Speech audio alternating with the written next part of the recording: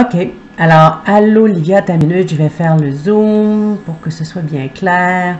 OK. Alors, un premier problème qu'on fait ensemble, c'est un problème de masse volumique. Alors, la première chose à faire, c'est toujours de lire l'énoncé de ton problème. Alors, tu as un morceau de chrome qui pèse 45,65 grammes et il a un volume de 6,40 cm3. On te demande de calculer la masse volumique du chrome. Donc, ça, c'est ce que tu as à faire. Calculer la masse volumique. Une fois que tu as trouvé qu'est-ce qu'il faut faire, ben, la première chose à faire, c'est toujours d'écrire l'équation que tu vas utiliser. Donc, ici, ρ, c'est M sur V. Avec ρ, c'est ta masse volumique.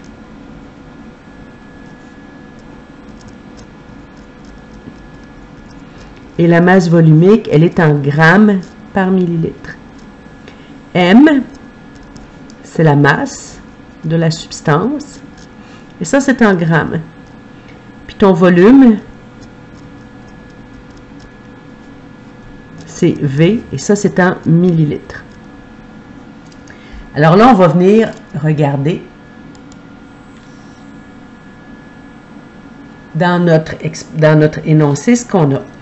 On a un morceau de chrome qui pèse. Alors ça te dit très clairement, pèse, ça t'indique que c'est une masse.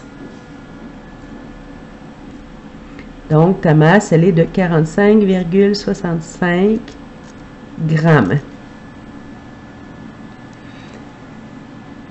Et on te demande un volume. Puis ça, le volume, on te le dit aussi très clairement dans l'énoncé. On te dit c'est un volume de 6,40 cm3.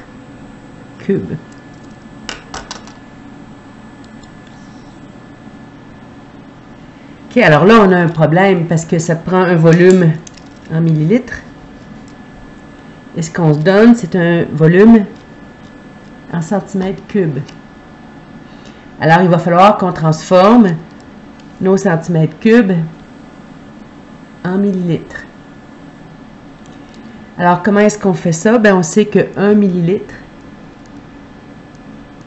ça correspond à 1 cm3. Donc, si j'ai 6,40 cm3, je vais avoir combien de millilitres? On va faire notre produit croisé. 6,40 cm3 fois 1 millilitre divisé par 1 cm3. Ça va te donner X. Cm3. Il va te rester donc 6,40 millilitres. Donc, ton volume, il est de 6,40 millilitres. C'est bon? Donc, oui, je te dis, j'ai un petit peu de difficulté avec mon zoom, hein? On va être patiente. OK. Donc, ma masse volumique va correspondre à ma masse. Oups, j'ai fait une erreur de transcription. C'est 45,65. Je m'excuse. Donc, 45,65 grammes sur 6,40 millilitres. Hein, là, j'ai bien vérifié. 45,65, 45,65, 6,40, 6,40, 6,40. Alors là, je sors ma calculatrice. Hop. Et je vais faire mon calcul. Donc, 45,65 divisé par 6,40 égale. On va se garder, tiens, deux décimales. Donc, une décimale, deux décimales. Donc, ça va me faire 7,13 grammes par millilitre. Je vais revérifier mon calcul, hein, juste pour être sûr. Donc, 45,65